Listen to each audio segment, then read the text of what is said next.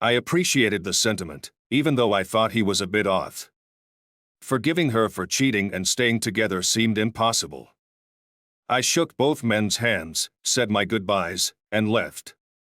As I scrolled through Facebook on the couch, dinner time approached. The posts from my wife and daughters, filled with pictures of their joyous day, only deepened my sadness. Enough of this, I thought. It was time to face the truth. My wife had forgotten both my birthday and Father's Day. What did it matter? What mattered was that I was certain she had cheated, especially after her odd behavior on Friday night. It felt like she was rubbing it in my face, and she had succeeded. Determined to move on, I got ready for the evening. I decided to treat myself to a meal at my favorite restaurant, even if it meant a long wait. After a shower and putting on my sport coat and slacks, I headed out for a steak dinner. Sitting at the bar while I waited for a table, an older man took the seat next to mine. He glanced at my solitary champagne bottle with a frown but chose not to comment, opting for a martini instead. When the bartender filled my glass, he couldn't help but ask if I was celebrating alone or taking someone else's place. I assured him it was just me. He nodded and took a sip, revealing that he was waiting for his family. Despite his daughter breaking her arm earlier, he seemed in good spirits. He chuckled about the surprising nature of grown children getting hurt. I agreed, noting that I would be cooking for myself for a while. My wife needed to focus on taking care of Rachel and Sophie and leave me alone. Suddenly, a little girl called out, "Grandpa," and ran across the crowded bar, showering the man with hugs and kisses. Then I heard my name. Rachel and her mother approached me. The resemblance between them was striking. "Hey, Rachel, how's your arm?" I asked. "Not bad. The painkillers are working." "It was tough when they told me about it," she replied. Rachel introduced me to her parents, Thomas and Linda, and their adorable daughter, Sophie. Linda asked, "Where's your wife, Michael?" "I'm not sure. She took the girls to the beach this morning, and I haven't heard from them all day," I explained. "On Father's Day and your birthday too?" "That's terrible," Linda exclaimed. "What's going on with her?" I didn't want to get into details, so I shrugged. "Forget about her." "You're joining us," Linda insisted. I understood Thomas's reference to his red rage. "You don't want them ganging up on you, Michael," he chuckled, showing his experience with family conflicts. "But it's your day, Thomas." "I don't want to intrude," I replied. "Nonsense," he said. "This is our day, Michael." "Grandpa, remember," as their table's buzzer went off, he tossed a $20 bill on the bar and left, insisting I join them. "Sorry about that, Michael." "My parents can be stubborn," Rachel apologized. "Don't worry about it, Rachel." Eating alone would have been worse, I assured her. Dinner was light and pleasant, with stories about our daughters. Sophie laughed at anecdotes of her mom's childhood misadventures. Later, my phone rang, but I ignored it, leaving it on the table. "Your wife?" Linda asked. "Yes, it's complicated," I admitted. "Maybe you can find a way to forgive her," Linda suggested, glancing at Thomas. I signaled for the check, expressing my thanks for the meal and treating them. As I signed the check, I considered the advice I'd received, despite not having solid proof of her infidelity. Ignoring the persistent ringing of my phone, I wondered what was wrong with people. When I pulled into the garage, my daughters greeted me with kisses and hugs, apologizing for forgetting Father's Day. "Girls, it's okay. I don't expect you to remember my birthday," I reassured them. "Wait, it's your birthday today," Emma exclaimed. She rushed inside, yelling at my wife. "Daddy, we didn't know. We're so sorry." "You must hate us," Emma lamented. "No, sweetheart, I love you more than anything. We decided last night to go to the beach today and didn't realize it was your birthday." "It's okay, don't worry, I'm not upset with you," I comforted her. Although I didn't express my frustration toward her mother, it was my problem, not my daughter's. Ignoring the chaos in the kitchen, I went upstairs to change and returned to find my wife sobbing alone. "I'm sorry," she whispered. I shook my head, feeling a mix of emotions. As bad as it can get, I sighed. "Can you forgive her?" "It's just one day's mistake," Emma pleaded, her eyes full of desperation. "Honey, it's not just forgetting my birthday or Father's Day." "She cheated on me," I said, trying to keep my voice steady despite the turmoil inside. "No, Dad, she wouldn't do that." "Something must have pushed her, but I won't accept it," Emma said, shaking her head. "Think about it. She's been acting strange for weeks. That night she got all dressed up, she wasn't doing that for you. And then she went out alone, dressed provocatively. It's not like her, she avoided me all weekend. It's like she was deliberately distancing herself. And she took the girls to the beach without me, something she never does. If she was really just sorry, wouldn't she have spent the day with me?" I asked, feeling the weight of the betrayal. "What if it was a one-time mistake?" "Can't you forgive her just this once?" Emma begged, her voice trembling. "I doubt it's just a one-time thing. Her behavior all weekend, there's been no sign of remorse or affection. She's been avoiding me," I explained, trying to make her understand the gravity of the situation. "Daddy, you didn't see her when Grandma called. She dropped the phone and yelled no so loudly, we thought Grandpa might have had a heart attack," Emma recounted. "Mom sobbed uncontrollably when she realized she had forgotten to call him. We had to calm her down. She kept saying how much she loves you. Ashley even wanted to call an ambulance." "I don't know if I can believe that," I said. "You can't just say you love someone while being unfaithful. Love is supposed to be selfless, not selfish. When she was with someone else, she abandoned me." Emma hugged me tightly, her tears soaking into my shirt. "I can't believe it was just some random guy. There must have been more to it, flirting, maybe even kissing. All leading up to what happened. It's a deep betrayal. But please, Dad, don't make any rash decisions. Let's talk more. I'm heading to work now," Emma said, her voice strained. "We'll sort this out later. No more secrets, okay?" I watched her leave, feeling an empty void where once there was clarity. I spent the day dealing with work and Rachel's accident, feeling a pang of sympathy for her as I helped her with the paperwork. She was struggling, and I could relate. "How's everything at home?" Rachel asked, her concern evident. "Not good," I replied. "Laura didn't deny the affair when I confronted her." "I'm sorry, Michael," Rachel said softly. "I know how hard it is. My ex did the same thing when I was pregnant. It was devastating." "Thanks," I said, feeling a mix of frustration and sadness. Rachel mentioned something that caught my attention. "It was strange when your mom suggested forgiving Laura. She seemed to be looking at my dad when she said it." "That's odd," I said. "It makes me think there's more going on with them." "I'm sorry if that adds to your pain," Rachel said, genuinely empathetic. "It's fine. If they're happy living in deceit, that's their choice. I can't trust a liar, though," I said, feeling resolute. When I returned home, Laura wasn't there. I felt a surge of anger and frustration. I drove to the grocery store where I spotted her car and saw her with a young man. Her panic when she saw me confirmed my worst fears. I left without confronting her, feeling that if she was cheating, she could keep him.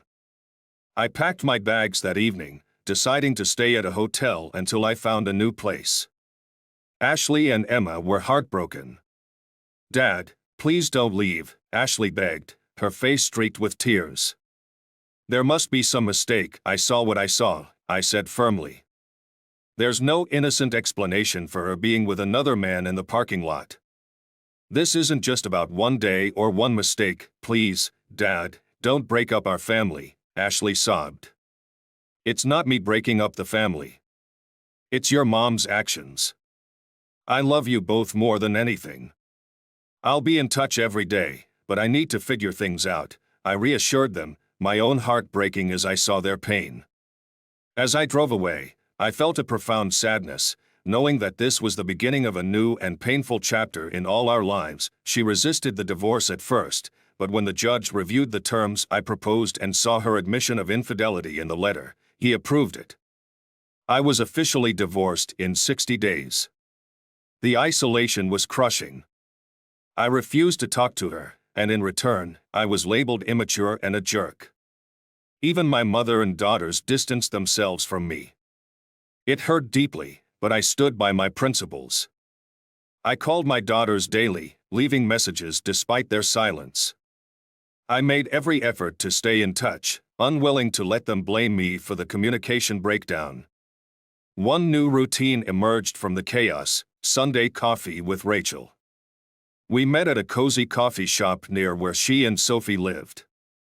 I confided in her about my struggles while Sophie entertained herself with cartoons.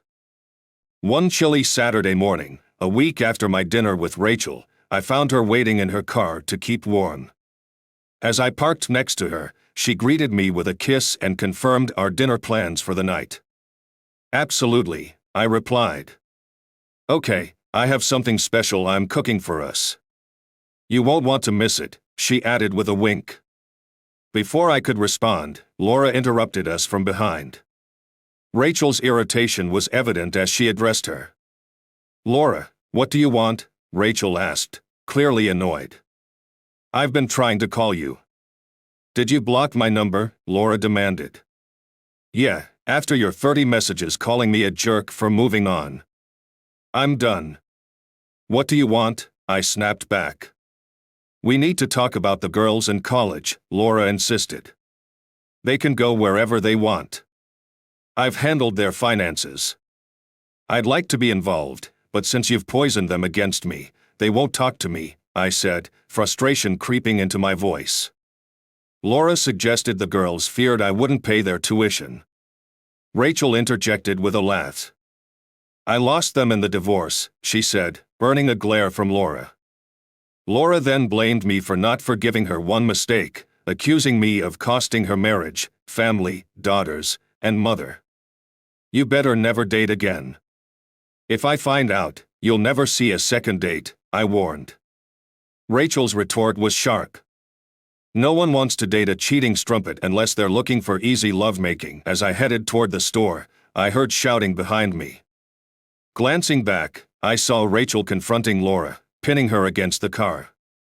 "Stay away from my man," Rachel yelled, jabbing her finger. I intervened, pulling Rachel away. "Stop it, Rachel." "She's not worth it, you heard me," Laura retorted, storming off. "Please, Laura, just go. It's over between us, and it's your fault," I said, leaving her sobbing by the car. Catching up to Rachel, I took her hand. "I'm sorry for the scene." "I didn't expect that." "I'm sorry too," Rachel said, looking regretful.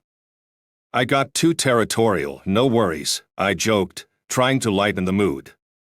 "Parking lot fights are great for the ego." We went inside, laughing off the incident. Later, my mom called, but the call cut off abruptly. Concerned, I rushed to her house, ignoring Rachel's calls. Upon arrival, I found the ambulance had already left. She had passed away before reaching the hospital. Alone in the ER lobby, I pondered her last words. Rachel's call came through. "Hey, my mom just passed away," I said, my voice shaky. "Oh, Michael, I'm deeply sorry to hear that," Rachel responded with genuine sympathy. "Yes, thank you. I'm worried I won't be much company tonight." "No worries. I'll be there for you. You need me. Please let me come over." "All right." "Yes," I agreed, feeling a wave of relief that she wanted to be there for me. "I'm heading home now." "I'll meet you there after you finish up," Rachel said. After finishing my conversation with Rachel, I drove to my old house instead of heading home. I felt compelled to speak to my daughters, regardless of their willingness to see me. Arriving at the house, I noticed both of their cars in the driveway. A wave of apprehension washed over me. Entering through the garage, I was relieved not to find Laura's car. I wasn't ready to face her yet. The downstairs rooms were empty, so I made my way upstairs to the bedrooms. "Daddy," Emma exclaimed as I entered her room. "What's up?" shouted Ashley, following behind. "Did you come here to beg?" "Well, you can leave," Emma retorted. "Grandma had a heart attack and passed away this morning," I said, my voice breaking. The room fell silent. Emma and Ashley exchanged glances, their faces reflecting a mix of shock and sadness. The last time we spoke, she insisted she wouldn't talk to me until I backed out of the divorce. She didn't even say she loved me before hanging up. "I'm so sorry, Michael," she said before leaving. Then Ashley spoke up. "Dad, we're sorry too. Please forgive us for being rude." Both girls rushed over to hug me, and we cried together. "It's not my fault, girls.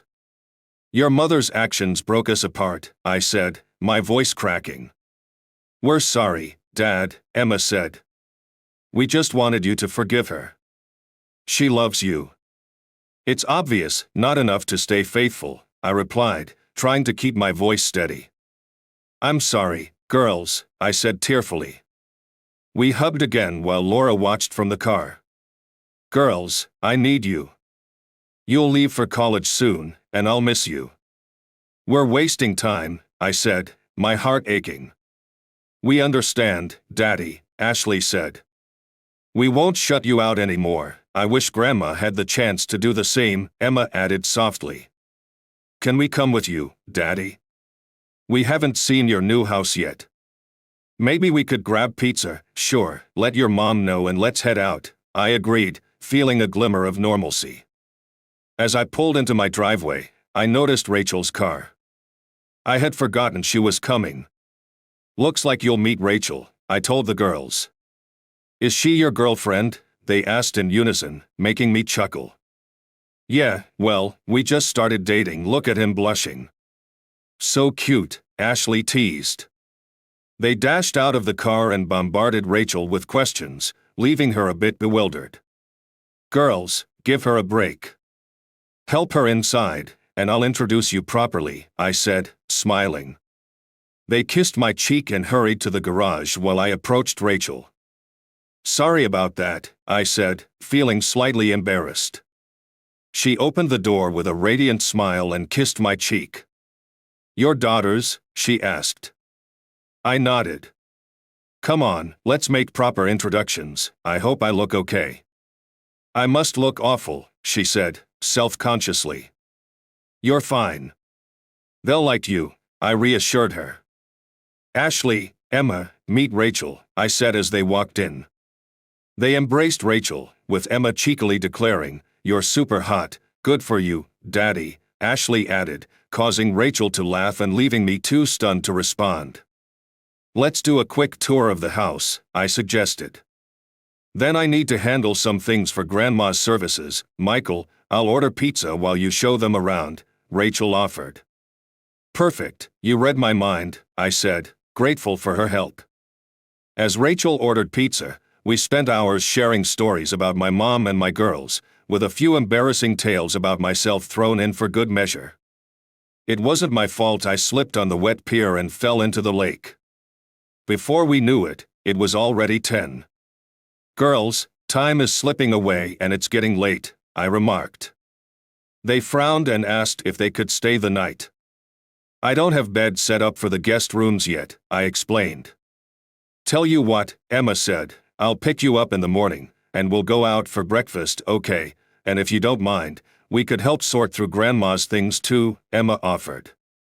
"Thank you," I replied, touched by their willingness to help. "Rachel, would you like to join us for a ride, or do you need to go home to Sophie?" I asked. "She's staying with my parents," Rachel said. "I'd love to join you." "I'm looking forward to meeting your daughters." "Great, I'm sure they'll love her," I said. As we returned to my house, Rachel commented, "They're great girls." "I'm glad you were able to reconnect with them." "I'm glad too," I sighed. "I just wish it didn't take my mom's passing to bring us back together." With Rachel nestled in my arms, I drifted off to sleep. The next morning, I awoke to find Rachel still snuggled against me under the blanket. I kissed her head and apologized for falling asleep. "It's okay, baby. You've had a very emotional day," she murmured, stretching. "Would you like to join me and the girls for breakfast?" I asked. "Only if I can bring Sophie." "My parents have plans this morning," she said. "Of course, my daughters will love her," I assured her. Needing to fetch Sophie, I arranged to meet my daughters at IHOP. We've only seen each other a few times outside of work. "It's too early to say it's love," I said, trying to keep things grounded. "Okay, Dad," Emma said, sounding like I was missing something obvious. "You know how in cartoons, the characters get these big, dreamy eyes and hearts fluttering around them? That's Rachel when she looks at you." Before I could say anything, the girls exchanged glances and said, "We like her." I felt a mix of surprise and frustration. Setting my pizza down, I headed to the sink to collect my thoughts. "Daddy," Ashley's voice cut through my thoughts, "how could you shut us out for so long and now say you like our girlfriend? Do you know how many times I cried over your voicemails that you didn't even listen to?" "Mom made us think," I cut her off. "What did she make you think?" Emma took a deep breath. "It started when Mom said if you felt distant, you could always come back to her, and we'd be a family again. We thought you were being unfair," Ashley admitted, her eyes brimming with tears. "We just wanted you to forgive her, Dad." Imagine sitting with Mom every day, hearing her defend one mistake against 2 decades of love. "We thought you were being unreasonable.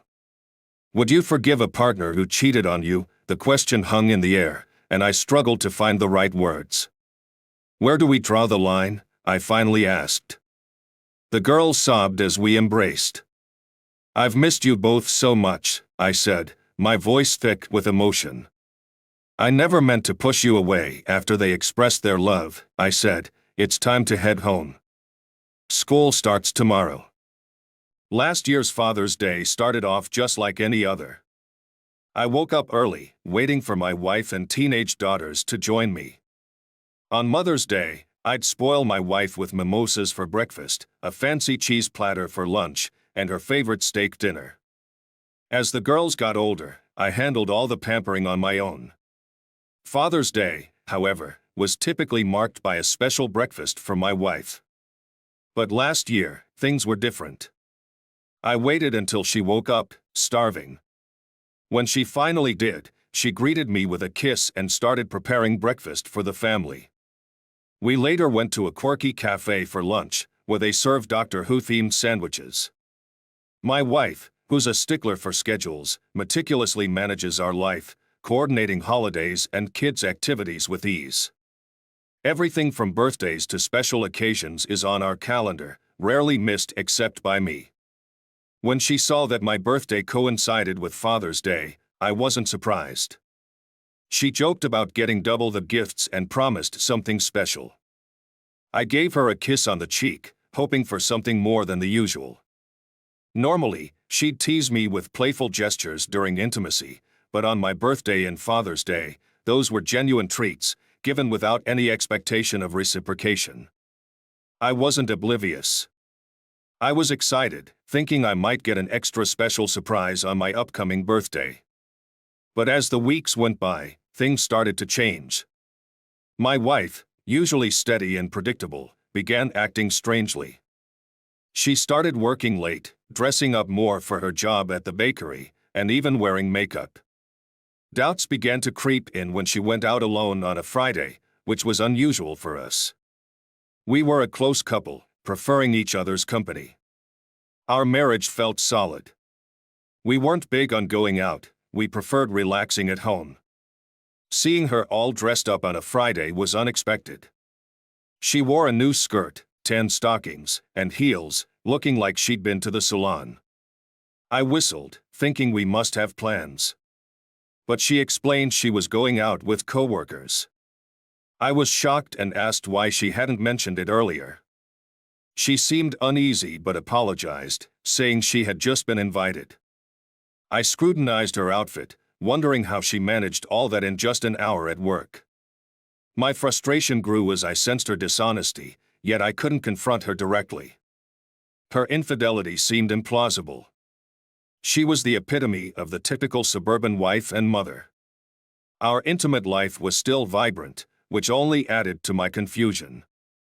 When she brushed off my suspicions, saying she worked half a day and wanted to look nice, I was left speechless as she rushed out the door.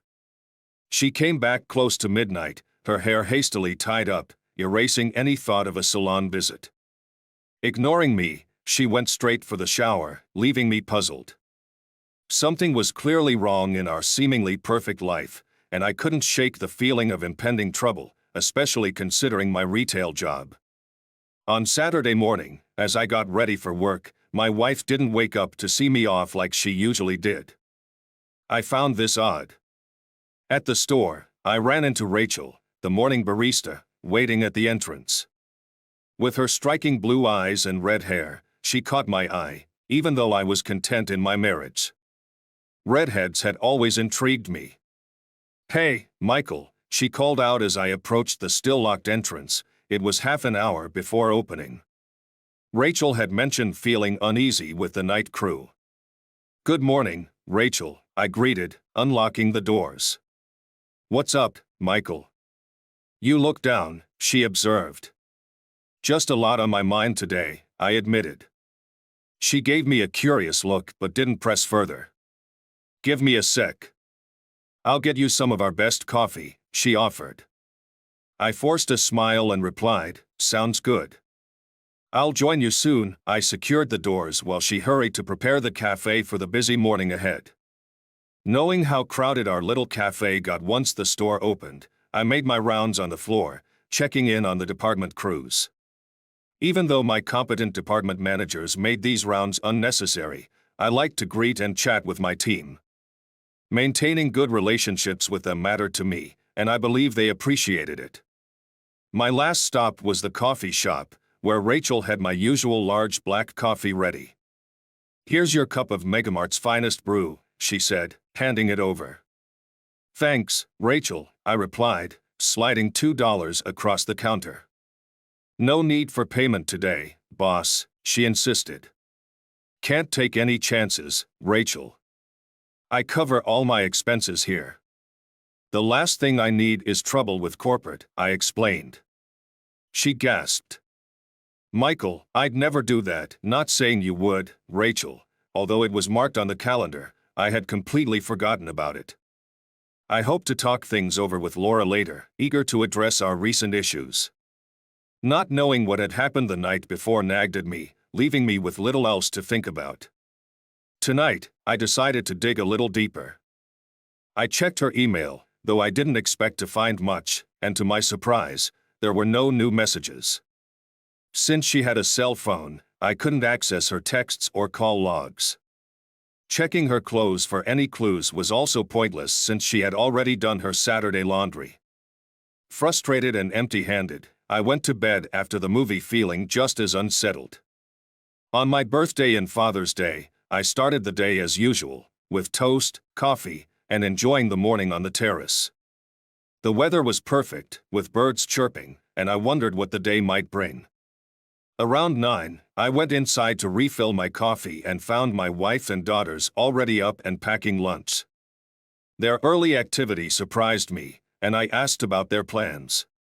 Emma announced they were heading to the beach, which caught me off guard. As they left, I realized they remembered my birthday, unlike how I often had to remind them of important dates. Perplexed by Laura's oversight, I received a call from my mom, hoping it was them returning, but it wasn't. "Hey, Mikhaili, happy birthday and Father's Day," Mom greeted warmly. "Thanks, Mom. Laura's got some big plans for you guys today," I replied. "Nope, she took the girls to the beach just a bit ago," Mom informed me. "Really? That's not like her. I would have expected her to make today special with a nice breakfast," I said. "Yeah. Honestly, I'm not sure what's going on lately. She's been acting strange for weeks now," Mom shared. "Well, don't worry about it. She probably has something special planned for later." I've got to head to church. Love you, Mikhaili, Mom reassured me. Love you, Mom. The mom's eternal optimism and her close bond with Laura always warmed my heart, especially since Dad had passed away a few years ago. As I stood there, contemplating the state of my marriage, the phone rang again. It was my assistant, Emily. Michael, there's been an incident at the coffee shop this morning, she said. What happened? Was Rachel involved? I asked, alarmed. Unfortunately, yes. She was on the stairs when a customer pushed her. She lost her balance and fell, Emily explained. Oh my goodness. Is she okay? I asked, concerned. They've taken her to St. Alex's Hospital for x-rays. It looks like she might have a broken arm or something, Emily said sympathetically. Poor girl. Do you need me to cover her shift? I offered. No, everything's sorted. I just wanted to give you a heads up for tomorrow. I'm sorry for reaching out on Father's Day, Emily said. Don't worry about it, Emily. Thanks for letting me know. I hoped Rachel was all right. Assuming the girls wouldn't return, I decided to head to IHOP for breakfast. The lively atmosphere, filled with families celebrating Father's Day, was overwhelming, so I left to avoid breaking down. I opted for McDonald's instead, enjoying a simple breakfast with coffee and orange juice. Sitting in the park, I reminisced about boating trips with my daughters when they were younger, realizing they had grown distant as they approached college. Their outings with their mother had become more frequent, which might be for the best. I recognized there probably wouldn't be a dinner together later, so I grabbed a Reuben at the Doctor Who-themed cafe. A Facebook post brought the usual Father's Day wishes, but my mother-in-law's comment about the beach trip caught me off guard since my wife had been posting beach photos. Feeling down, I sought refuge in a sports bar but soon moved on to a cigar lounge, treating myself to a pricey Opus X. Settling in to watch the game, I was invited to join a card game with a group. I'm Michael, I introduced myself to the older gentleman. I'm Robert, and this is my brother Paul. Nice to meet you, he replied. They finished their handshake and included me in their 5-card game. Grab yourself a drink, Michael, Robert offered, placing the cooler on the floor. I thanked him and chose a Miller Lite. No kids, or did the ex take them with a new guy? Paul quipped with a smirk. I frowned and replied, my wife and the girls are at the beach. Seems like they've lost track of the day. Tough break, Robert chimed in. I hardly see my boys. They're both in the service, Paul added. My daughter's out in California. My grandson Charlie just turned 2, Robert said. Guys in their 40s don't often get a second chance at love, Robert said. Your daughters will come around, Michael, Rachel reassured me. Living with your wife, who knows what she's put in their heads? I hope so, I said, my voice tinged with sadness. I missed them terribly. The following week, I returned to the coffee shop at our usual time. As I was engrossed in a book, a familiar voice broke through my concentration. Hey, stranger, I looked up and smiled. Welcome back. Are you following me, or is this just part of your routine? Rachel laughed. No, I'm not stalking you. I just live nearby and enjoy coffee and reading on Sunday mornings. It's a nice break from home. We chatted about our neighborhood and life until it was time to part ways. Meeting every Sunday wasn't planned, but it became a comforting habit. I looked forward to our meetings, finding solace in her company and the joy that little Sophie brought. On the day the divorce was finalized, I went to my former house, knowing the end was here. My ex-wife answered the door, tears streaming down her face. Without a word, she let me in. Are the girls home? I asked. They're at a school musical, she said softly. I knew you'd come tonight, so you waited until it was too late to stop this, didn't you? I said, a bitter edge in my voice. Yes, she admitted, her voice breaking. I knew you'd try to plead with me, but I couldn't let that happen. You broke my heart, and there's no forgiveness for that. It was one mistake, she pleaded. Why couldn't you forgive me? Did you love me when you were with him? Did you love me when you ignored me on my birthday? I countered. If that's your idea of love, then it's beyond repair. I never wanted this to happen, she sobbed. And I never wanted a cheating wife, I replied coldly. But here we are, she tried to respond, but I cut her off. Laura, not only did you break my heart, but you turned my own mother and daughters against me. I'll never forgive you for that. You acted irrationally, she said, her voice rising. If you don't make things right with my family, I'll make sure everyone knows about your infidelity, she threatened. That's not necessary, I said firmly. I don't need to deal with more drama, then I'll find other ways to hurt and embarrass you, she threatened. As I stood to leave, she grabbed my arm, desperation in her eyes.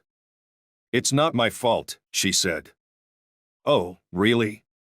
Did I cheat on you? I shot back. You've normalized cheating for our daughters. They'll think it's acceptable because you've convinced them it was a one-time mistake. Well, I won't go down because of a fling you had. Rot in hell for ending our marriage over something so trivial, I spat, freeing myself from her grasp and leaving her sobbing on the floor. A few weeks later, Rachel knocked on my office door. Got a second, Michael? Sure, come in, I replied, my mind racing. I was bracing for bad news. Michael, does the company have rules about dating coworkers? She asked, a hint of nervousness in her voice. I was taken aback but tried to stay calm. We have strict policies to prevent any issues arising from workplace relationships. That's good, she said, leaving a note with her contact details. Here's my address and phone number. Let's have dinner tomorrow night. Sophie will join us, I smiled, feeling a glimmer of hope. I'd like that. See you tomorrow. As I left a message for my daughters, I tried to sound positive despite the turmoil. Hey, it's Dad. Hope you and your sister are doing well. Nothing new here except a coworker asked me out. Anyway, love you and miss you. Call soon. Bye. I knew this message might stir up some trouble, but I didn't mind. I needed to move forward, and I was grateful that Rachel had taken the initiative. She was not only beautiful but also kind-hearted, and her daughter Sophie was a joy. I felt a cautious optimism for what the future might hold. Now I just hope the next woman enjoys the same things, or at least has a good rapport with her body. I worried I might be rushing back into dating too soon. Arriving at Rachel's house with wine, flowers, and a stuffed animal for Sophie, I aimed to make a good impression. When Rachel opened the door, I was taken aback. Her curly red hair cascaded around her shoulders, complemented by just the right amount of makeup. She wore a breezy sundress that showcased her graceful legs. Barefoot, her hot pink toenails matched her fingernails. Do I pass the test? She teased. God, yes, I blurted out before I could retract my words. Rachel chuckled, accepting the gifts and ushering me inside. With Sophie engrossed in TV, I knelt beside her and handed over the stuffed bear. Her initial apprehension quickly turned to delight as she eagerly accepted it and scampered off to show Rachel. Watching her, I couldn't help but reminisce about Ashley and Emma at Sophie's age. I missed them terribly.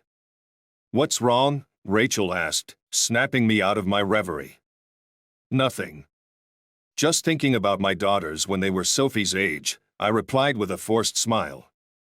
Is it really that bad? She inquired gently. They still won't talk to me, I admitted. Laura has turned them against me, and I can't change their minds, but I'm still trying. I leave them messages every day and I won't stop. I'm so sorry, Michael, Rachel said, her sympathy evident. I know this must be incredibly tough for you. I mentioned our date tonight, and Laura texted me, calling me a fool for moving on so quickly. Sorry if it feels too fast, Rachel said, biting her lip. But I'd be happy to find out with you. She looked genuinely interested, and I appreciated her candor. Maybe it is a bit fast, I said honestly, but I'm glad we're finding out together. Rachel smiled and took my hand. Dinner is ready. I hope you like pasta with meat sauce. Sounds great, I said, my mood lifting. And I see you've got garlic bread too. Should I be prepared for us to make out on the couch later? Sophie giggled, and I was surprised by Rachel's straightforwardness. She must have sensed my awkwardness, and she said, Michael, we're both adults. I've known you for a while now, and I know what kind of man you are. It doesn't take much to realize that I really like you. You're going to be a hot commodity soon, and I want to stake my claim early. Hot stuff, I quipped. Yep, Rachel replied with a grin. The news of your divorce has caused quite a buzz. You're a handsome man, in good shape, and everyone knows how you feel about fidelity. When I sat down at her table, I felt quite good, so I'm getting in line early. I grasped her hand, feeling a spark. I like you too, Sophie chimed in. Spaghetti's my favorite. I like spaghetti too, I said, chuckling.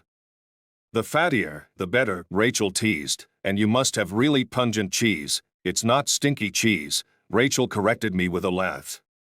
It's Parmesan, stinky cheese, I said, pretending to sniff the jar dramatically.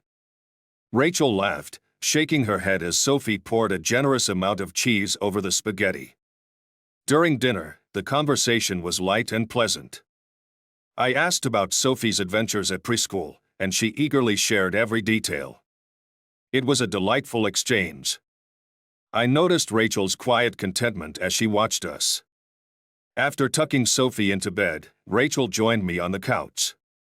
I handed her a glass of wine, and she relaxed, remarking, being a mom is the highlight of my day, but moments like these are precious. I instinctively embraced her, and she nestled closer. It's even busier with two, I admitted. Do you think your girls will come around? She asked. I reflected on the situation. I hope so. It's just going to take time. Rachel kissed my cheek, her touch warm and comforting. Don't give up on them.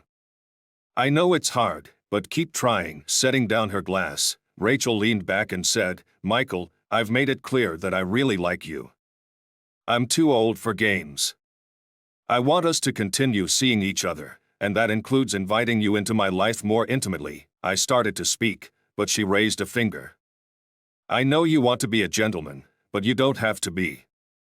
I'm not looking for casual flings. I want an exclusive relationship. My daughter needs a father figure, and I need a partner. That's what I'm hoping for with you. On the second night, I orchestrated a little mischief. I left a 40-inch TV, identical to mine, in Jeff's car, knowing it would likely be out of stock by morning. As his shift ended, I walked him to his car, chatting about his team. When I noticed the TV in his back seat, I feigned surprise. Jeff, did you buy that TV today? We're not open yet, I said, trying to sound genuinely puzzled. No, Michael, it's not mine. I have no idea how it got there, Jeff responded, looking confused.